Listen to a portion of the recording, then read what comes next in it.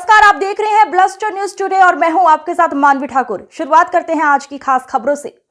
मैं फिर चुनौती दे रहा हूं हिमंता बिस्वा शर्मा को, क्या ये कंपनी व्योमिंग में उनके परिवार की है या नहीं है? जवाब नहीं आया। वैसे यहां की बातें सारी सुन ली होंगी आपने। व्योमिंग में ये कंपनी उनके परिवार की है या नहीं है, ये मैं फिर पूछ रहा हूं। और हम ये जानना चाहते हैं ये कंपनी खोलने के लिए केवाईसी क्या दिया आपने? ये किसी कारण से पूछ रहा हूं। अब मैं आपको दो सेल डीड्स, टाइटल डीड्स दिखा रहा हूं। ये दोनों टाइटल डीड्स दुबई में प्रॉपर्टीज हैं। एक फ्लैट है, एक होटल का एक स्वीट है, खरीदा गया है। एम ग्रुप, रिनिकी भुयान शर्मा, ये दोनों प्रॉपर्टीज हम फिर से दोहराते हैं। इसकी भी मैं इंतजार कर रहा हूं। 12 बजे मैंने प्रेस कॉन्फ्रेंस की थी। बघेल साहब को भी मैंने दिन में 4 बार आज फोन किया। गौरव भाई को भी मैंने 5-6 बार डिस्टर्ब किया। बंधु जी को मैं सुबह से फोन ही करे जा रहा हूं कि साहब जवाब दिया कि प्रॉपर्टीज हैं या नहीं है? बोले नहीं साहब, कोई जवाब नहीं दिया। अगर ये प्रॉपर्टीज रिंकी भूया शर्मा की दुबई में हैं तो आपने हिमंता जी अपने इलेक्शन एफिडेविट में इसका जिक्र क्यों नहीं किया? बहुत गंभीर सवाल है और इस सवाल से बच रहे हैं। हम जानते हैं क्यों बच रहे हैं, क्योंकि वो भी जानते हैं, इंग्लिश में कहते हैं ना, this is the tip of the iceberg. अभी आइसबर्ग बाकी है और ये सीरीज है। चुनाव भले खत्म हो जाए, ये सीरीज चलती रहेगी हिमंता जी, क्योंकि बंटी और बबली गिरफ्तार होंगे। ये मैं फिर दावे के साथ कह रहा हूं, बंटी और बबली जेल में होंगे। अब वो केवाईसी इन्होंने खुद बनाई, सरकारी है, ये भी जवाब वही देंगे, हम तो नहीं देंगे। ये इजिप्ट का एक पासपोर्ट,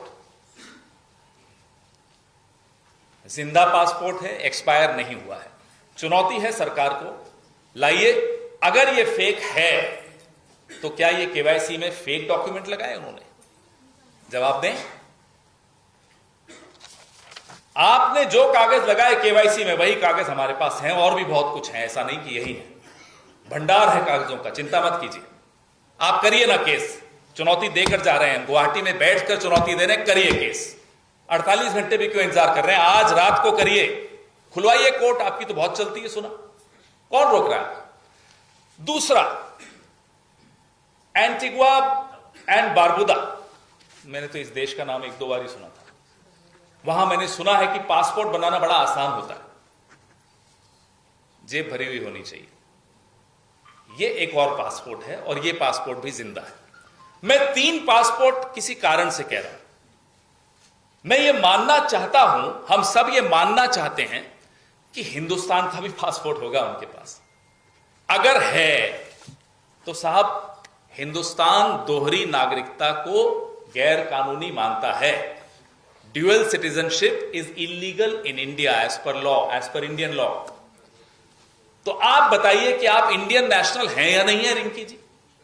अगर हैं तो आपके पास 3 पासपोर्ट हैं, और अगर आप नहीं हैं, बहुत बढ़िया, फिर आपके पास 2 ही पासपोर्ट होंगे।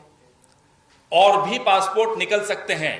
और अगर रिनिकी जी के पास 2 या 3 पासपोर्ट हैं, एक गोल्डन वीजा है, तो क्या यह सवाल जायज नहीं होगा कि हिमंता जी आपके कितने पासपोर्ट हैं? क्या आपके परिवार के बाकी सदस्यों के भी कोई पासपोर्ट्स हैं? ये जरूरत क्या पड़ी इन पासपोर्ट्स की, इन केवाईसी कागजों की? नकली हैं, असली हैं, आपने जमा किए, क्यों किए, हमें नहीं मालूम, आप बताइए।